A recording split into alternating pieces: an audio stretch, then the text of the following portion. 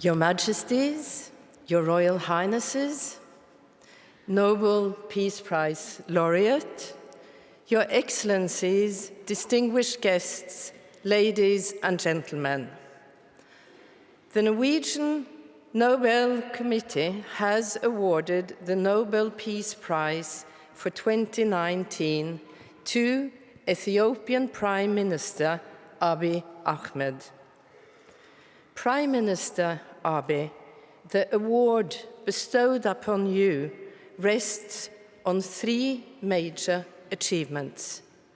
First, your crucial role in creating peace between Eritrea and Ethiopia. And second, your efforts to build democracy in Ethiopia by strengthening civil liberties and developing institutions.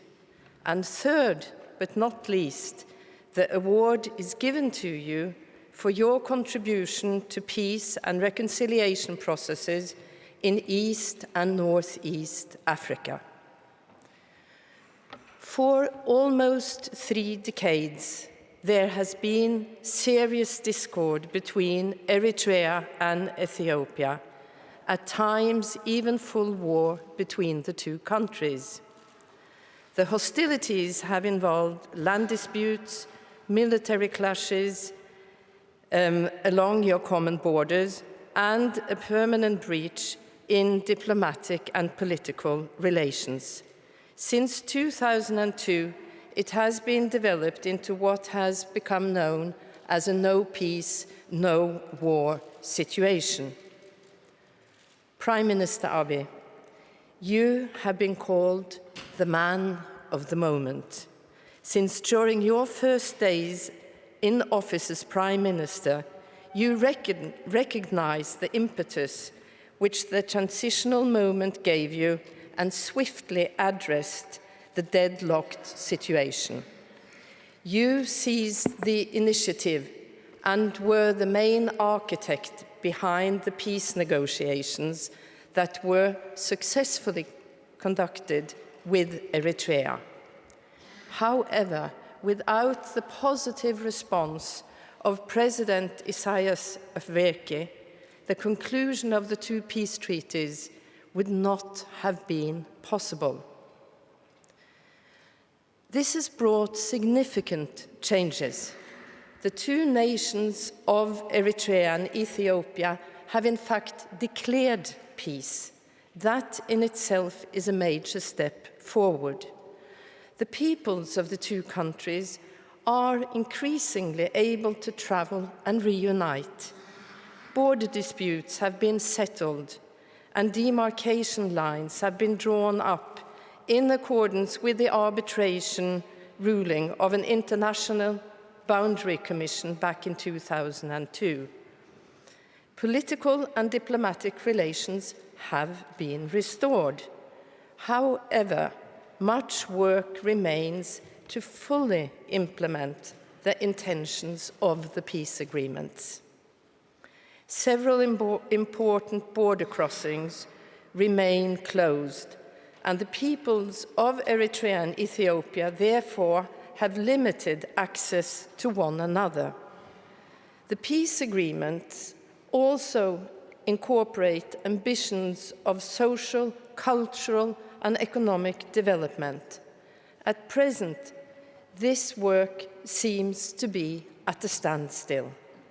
It is the hope of the Norwegian Nobel Committee that your previous achievements, coupled with the added encouragement of the Peace Prize, will spur the parties to further implementation of the peace treaties.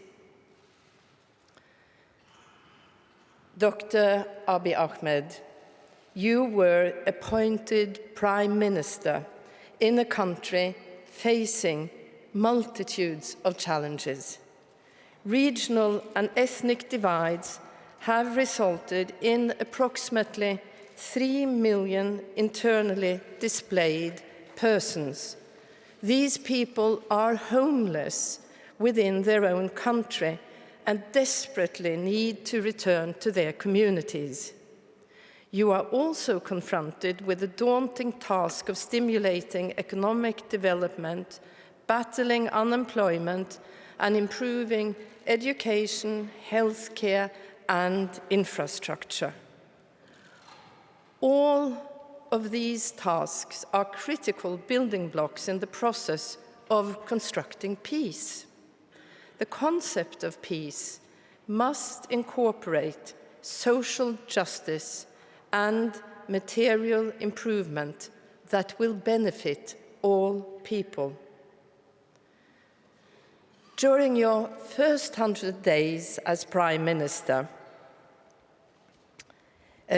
you took several firm initiatives to promote peace and democratic reform in your country. A strong statement was made when you appointed women to 50% of the ministerial posts in your cabinet. As a woman myself, I would say that this is a wise move. An equally wise move has been to appoint the world's second Minister of Peace, another woman, naturally, Mrs. Muferiat Kamil, who is present here today.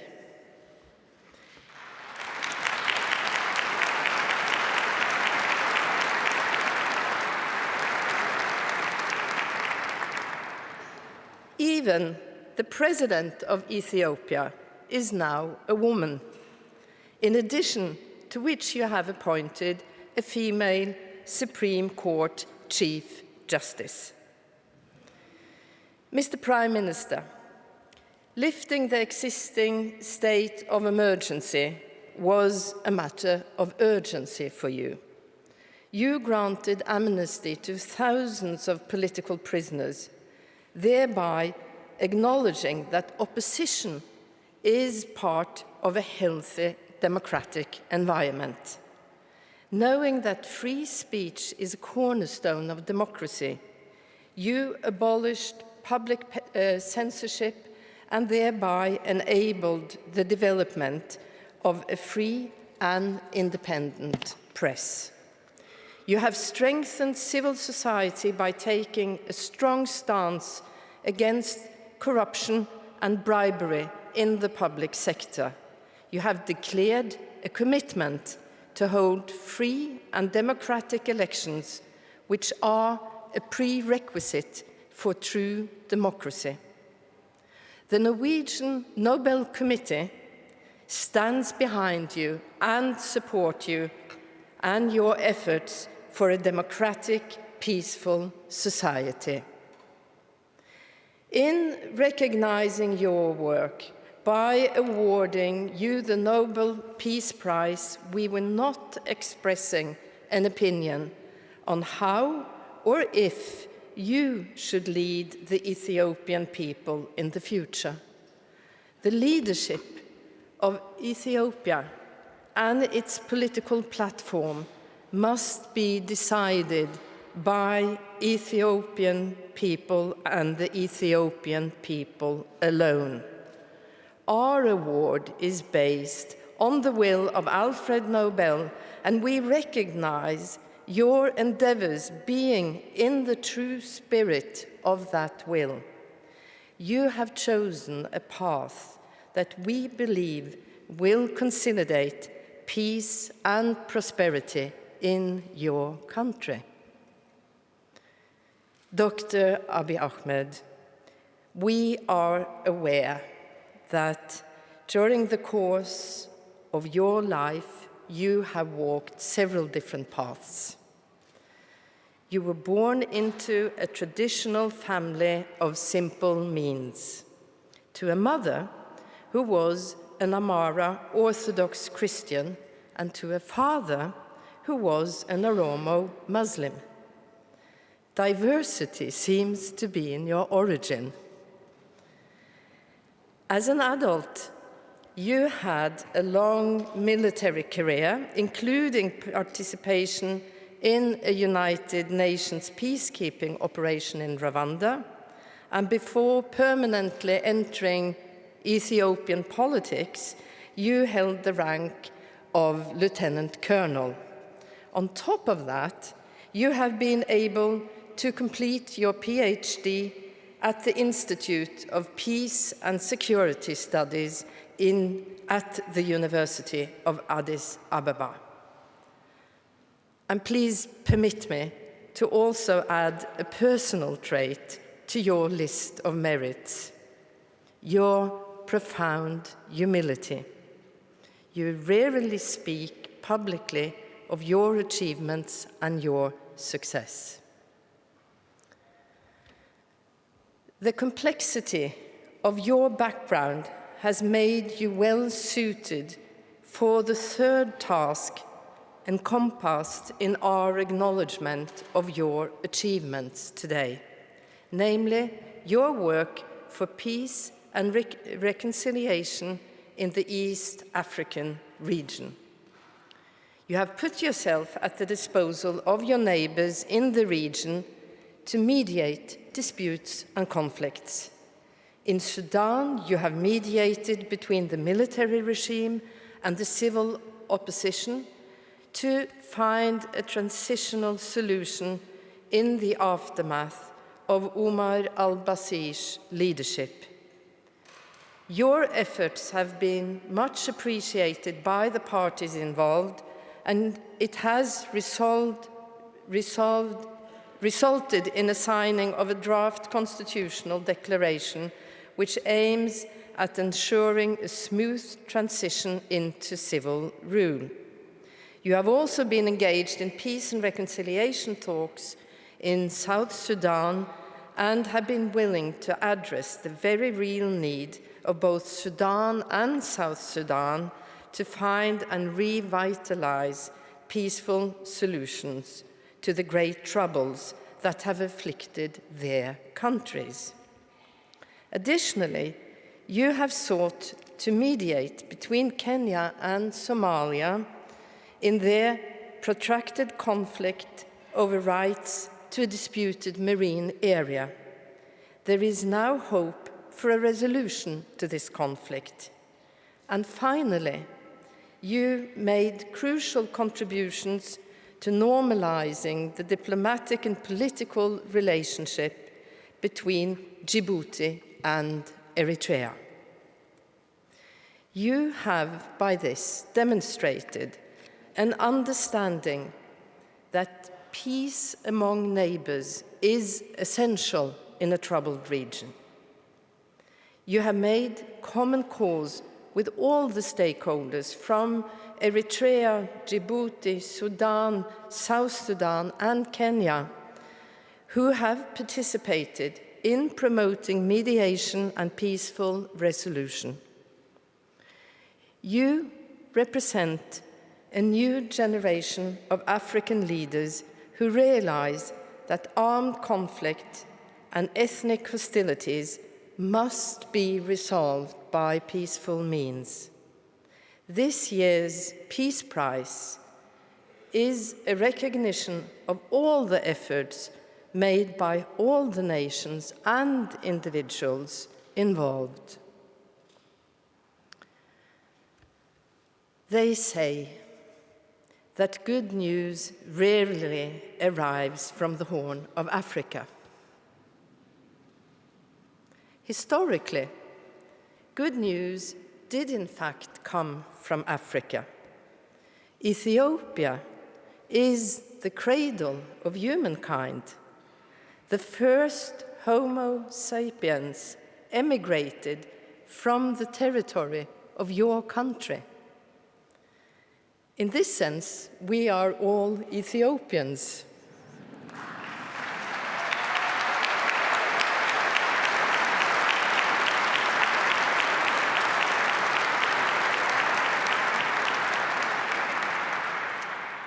Your country has a unique history, also within an African context, since it was never colonialized by any Western power. It is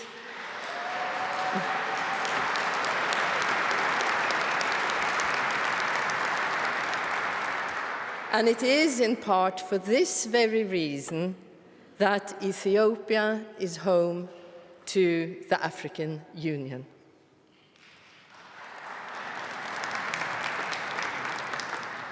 But the good news of today is your endeavors to establish a new order of peace initiatives, openness, and peaceful mediation to find new solutions to old disputes.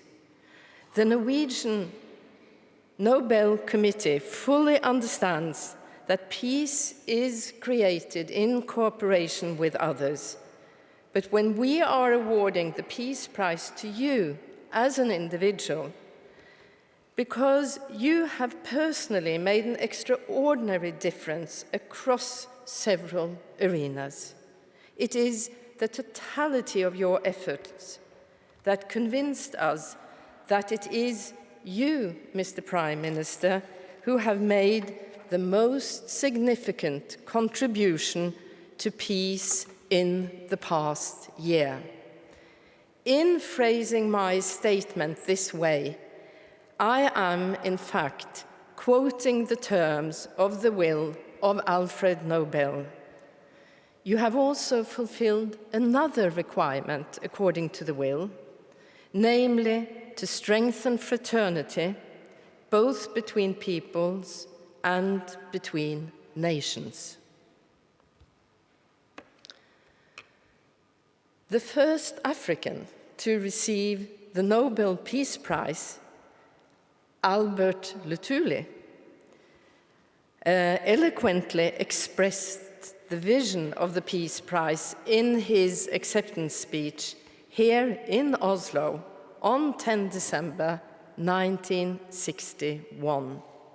Speaking as a minister of the Church shortly before the Christmas holidays, he said, "May the day come soon when the people of the world will rouse themselves and together effectively stamp out any threat to peace in whatever quarter of the world it may be found.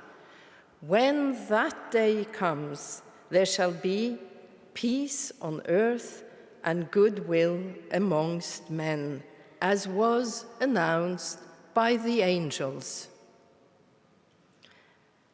Albert Luthulli's vision probably exceeded even Alfred Nobel's imagination. But we can use it as an ideal and inspiration to create more justice, more fraternity, and more peace.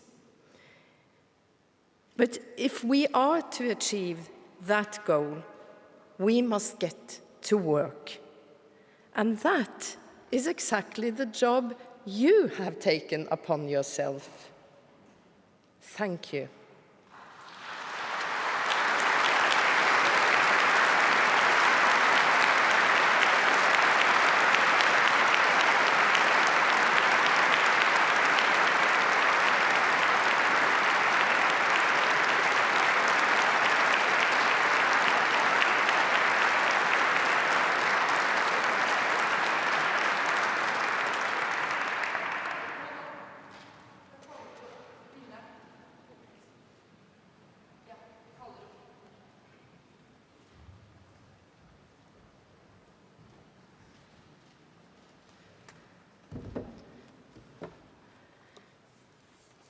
Mr. Prime Minister, I got lost in words.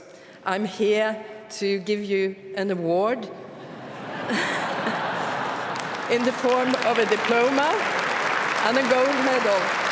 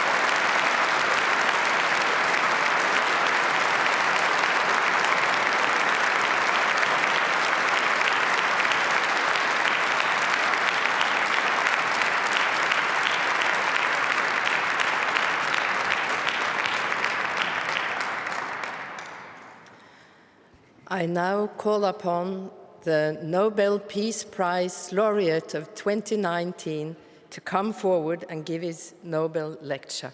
Prime Minister.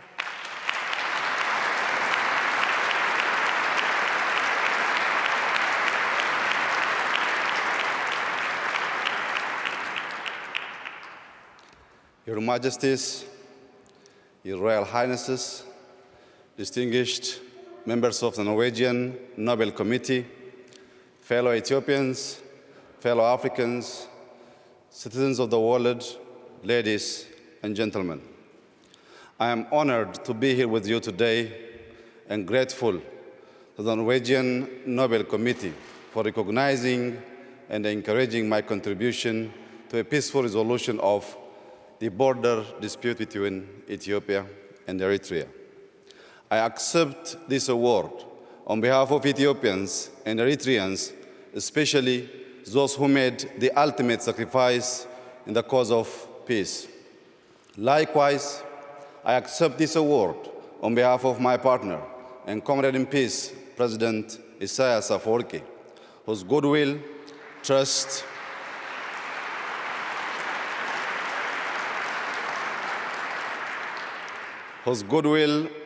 and commitment were vital in ending the two-decade deadlock between our countries. I also accept this award on behalf of Africans and citizens of the world for whom the dream of peace has often turned into a nightmare of war. Today, I stand here in front of you talking about peace because of faith. I crawled my way to peace through the dusty trenches of war years ago. I was a young soldier when war broke out between Ethiopia and Eritrea. I witnessed firsthand the ugliness of war in frontline battles. There are those who have never seen war but glorify and romanticize it. They have not seen the fear. They have not seen the fatigue. They have not seen the destruction or heartbreak, nor have they felt the mournful impotence of war after the carnage. War is the epitome of hell for all involved. I know because I have been there and back. I have seen brothers slaughtering brothers on the battlefield. I have seen older men, women, and children trembling in terror under the deadly shower of bullets and artillery shells. You see, I was not only a combatant in war, I was also a witness to its cruelty and what it can do to people. War makes for bitter men, heartless and savage men. 20 years ago, I was a radio operator attached to an Ethiopian army unit in the border town of Badime. The town was the flashpoint of the war between the two countries. I briefly left the Foxwell in the hopes of getting a good antenna reception. It took only but a few minutes, yet upon my return, I was horrified to discover that my entire unit had been wiped out in an artillery attack. I still remember my young comrade in arms who died on that ill-fated day. I think of their families too. During the war between Ethiopia and Eritrea, estimated 100,000 soldiers and civilians lost their lives. The aftermath of the war also left untold numbers of families broken. It also permanently shattered communities on both sides. Massive destruction of infrastructure further amplified the post-war economic burden. Socially, the war resulted in mass displacements, loss of livelihoods, deportation, and denationalization of citizens. Following the end of active armed conflict in June 2000, Ethiopia and Eritrea remained deadlocked in stalemate of no war, no peace for 2 decades. During this period, families were split over borders, unable to see or talk to each other for years to come. Tens of thousands of troops remained stationed along both sides of the border. They remained on edge, as did the rest of the country and region. All were worried that any small border clash would flare into a full-blown war once again. As it was, the war and the stalemate that followed were a threat for regional peace, with fears that a resumption of active combat between Ethiopia and Eritrea would destabilize the entire Horn region. And so, when I became Prime Minister about 18 months ago, I felt in my heart that ending the uncertainty was necessary. I believed peace between Ethiopia and Eritrea was within reach. I was convinced that the imaginary wall separating our two countries for much too long needed to be torn down. And in its place, a bridge of friendship, collaboration, and goodwill has to be built to last for ages. That's how I approached the task of building peace, a peace bridge with my partner, President Isaias Afwerki. We were both ready to allow peace to flourish and shine through. We resolved to turn our swords into plowshares and our spears into pruning hooks for the progress and prosperity of our people. We understood our nations are not enemies, and instead we were victims of the common enemy called poverty. We recognized that while our two nations were stuck on all the grievances, the world was shifting rapidly and leaving us behind. We agreed we must work cooperatively for the prosperity of our people and our region. Excellencies, ladies and gentlemen, today we are reaping our peace dividends. Families separated for over 2 decades are now united. Diplomatic relations are fully restored. Air and telecommunication services have been reestablished, and our focus has now shifted to developing joint infrastructure projects that will be a critical lever in our economic ambition. Our commitment to peace between our two countries is ironclad. One may wonder how it is that a conflict extending over 20 years can come to an amicable resolution. Allow me to share with you a little about the beliefs that guide my actions for peace. I believe that peace is an affair of the heart. Peace is a labor of love. Sustaining peace is hard work, yet we must cherish and nurture it. It takes a few to make war, but it takes a village and a nation to build peace. For me, nurturing peace is like planting and growing trees. Just like trees need water and good soil to grow, peace requires unwavering commitment, infinite patience, and goodwill to cultivate and harvest its dividends. Peace requires good faith to blossom into prosperity, security, and opportunity. In the same manner, trees absorb carbon dioxide to give us life and oxygen. Peace has a capacity to absorb the suspicion and doubt that may cloud our relationship. In return, it gives back hope for the future, confidence in ourselves, and faith in humanity. The humanity I speak of is within all of us. We can cultivate and share it with others if we choose to remove our masks of pride and arrogance. When our love for humanity outgrows our appreciation of human vanity, then the world will know peace. Ultimately, peace requires an enduring vision, and my vision of peace is rooted in the philosophy of Maddamar. Maddamar, an Amharic word, signifies synergy, convergence, and teamwork for a common destiny. Maddamar is a homegrown idea that is reflected in our political, social, and economic life. I like to think of Maddamar as a social compact for Ethiopians to build a just, egalitarian, democratic, and human society by pulling together our resources for our collective survival and prosperity. In practice, Madamar is about using the best of our past to build a new society and a new civic culture that thrives on tolerance, understanding, and civility. At its core, Madamar is a covenant of peace that seeks unity in our common humanity. It pursues peace by practicing the values of love, forgiveness, reconciliation, and inclusion.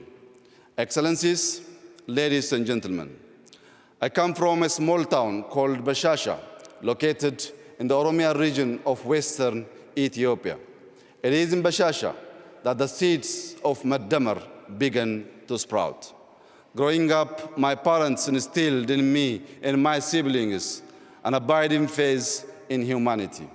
Madamar resonates with the proverb, I am my brother's keeper, I am my sister's keeper.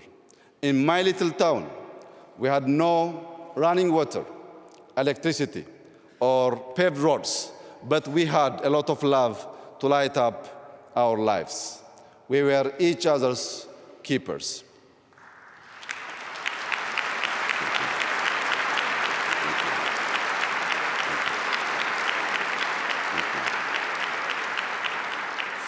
Faith, humility, integrity, patience, gratitude, tenacity, and cooperation, of course, are like a mighty stream. And we travel together on 3 country roads called love, forgiveness, and reconciliation. In the Madamar idea, there is no us and them. There is only us, for we are all bound by a shared destiny of love, forgiveness, and reconciliation. For the people in the land of origins, in the 13 months of sunshine, Madamar has always been second nature. Thank you very much. Thank you. Ethiopians maintained peaceful coexistence between the followers of the 2 great religions because we always came together in faith and worship. We, Ethiopians, remained independent for thousands of years because we came together to defend our homeland. The beauty of our Ethiopia is its extraordinary diversity. The inclusiveness of Madamar ensures no one is left behind in our big extended family. It has also been said, no man is an island, just the same no nation is an island. Ethiopia's Madamar-inspired foreign policy pursues peace through multilateral cooperation and good neighborliness. We have an old saying, በሰላም እንድታድር ጎረቤትህ ሰላም ይደር ዮ ኦላን ነገያም ብሎ Thank you. ዮ ኦላን ነገያም ብሎ ነጋም ብለኒ It is a saying. Thank you. It is a saying shared in many African languages, which means for you to have a peaceful night, your neighbor shall have a peaceful night as well. The sense of this proverb guides the strengthening of relations in the region. We now strive to live with our neighbors in peace and harmony. The Horn of Africa today is a region of strategic significance. The global military superpowers are expanding their military presences in the area. Terrorist and extremist groups also seek to establish a foothold. We don't want the Horn to be a battleground for superpowers, nor a hideout for the merchants of terror and brokers of despair and misery. We want the Horn of Africa to become a treasury of peace and progress.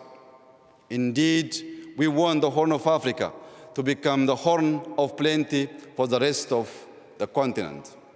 Excellencies, ladies and gentlemen, as a global community, we must invest in peace. Over the past few months, Ethiopia has made historic investments in peace, the returns of which we will see in years to come. We have released all political prisoners. We have shut down detention facilities where torture and vile human rights abuses took place. Today, Ethiopia is highly regarded for press freedom. It is no more a jailer of journalists. Opposition leaders of all political stripes are free to engage in peaceful political activity. We are creating an Ethiopia that is second to none in its guarantee of freedoms of expression. We have laid, thank you, thank you, thank you, thank you very much, thank you.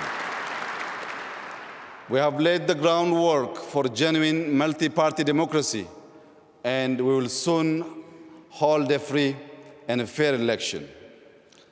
I truly believe peace is a way of life, war a form of death and destruction. Peacemakers must teach peacebreakers to choose the way of life. To that end, we must help build a world culture of peace. But before there is peace in the world, there must be peace in the heart and mind. Thank you.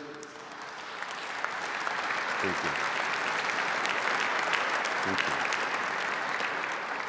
There must be peace in the family, in the neighborhood, in the village, and the towns and cities. There must be peace in and among nations. Excellencies, ladies and gentlemen, there is a big prize for enduring peace. A famous protest slogan that proclaims "No justice, no peace" calls to mind that peace thrives and bears fruit when planted in the soil of justice. The disregard for human rights has been the source of much strife and conflict in the world. The same holds in our continent, Africa. It is estimated that some 70% of Africa's population is under the age of 30. Our young men and women are crying out for social and economic justice. They demand equality of opportunity and an end to organized corruption. The youth insist on good governance based on accountability and transparency. If we deny our youth justice, they will reject peace. Standing on this world stage today, I would like to call upon all my fellow Ethiopians to join hands and help build a country that offers equal justice, equal rights, and equal opportunities for all its citizens.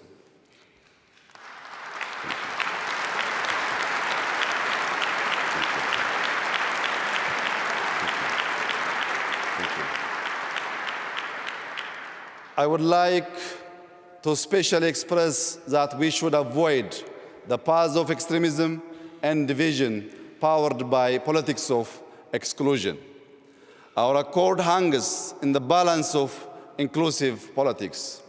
The evangelists of hate and division are wreaking havoc in our society using social media. They are preaching the gospel of revenge and retribution on the airwaves. Together, we must neutralize the toxin of hatred by creating a civic culture of consensus-based democracy, inclusivity, civility, and tolerance based on Madamar principles. The art of building peace is a synergistic process to change hearts and minds, beliefs and attitudes that never cease. It is like the work of struggling farmers in my beloved Ethiopia. Each season, they prepare the soil, sow seeds, and control pests. They work the fields from dawn to dusk in good and bad weather. The seasons change, but their work never ends. In the end, they harvest the abundance of their fields.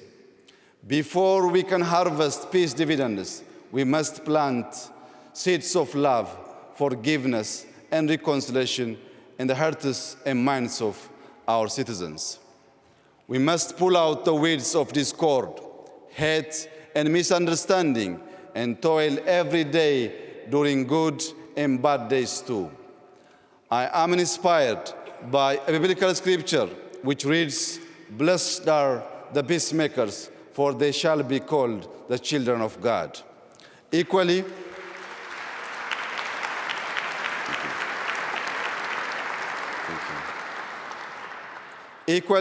I am also inspired by Holy Quran verses which reads, "Humanity is but a single brotherhood, so make peace with your brethren." Thank you very much. Thank you. I am committed to toil for peace every single day, and in all seasons, I am my brother's keeper. I am my sister's keeper too. I have promises to keep before I sleep. I have miles to go on the road of peace. As I conclude, I call upon the international community to join me and my fellow Ethiopians in our Maddamar-inspired efforts of building enduring peace and prosperity in the Horn of Africa. Salam ለሁላችን ነገኝ ሁንደ ኬኛ ፈተው. Peace shall be upon all of us. Thank you very much.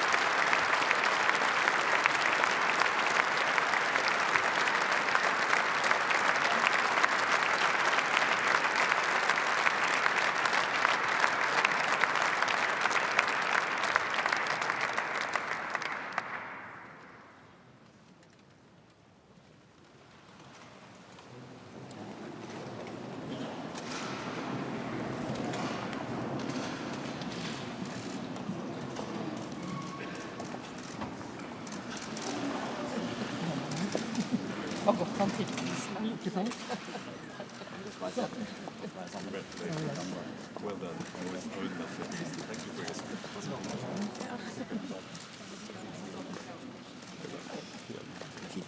Vi gjorde det.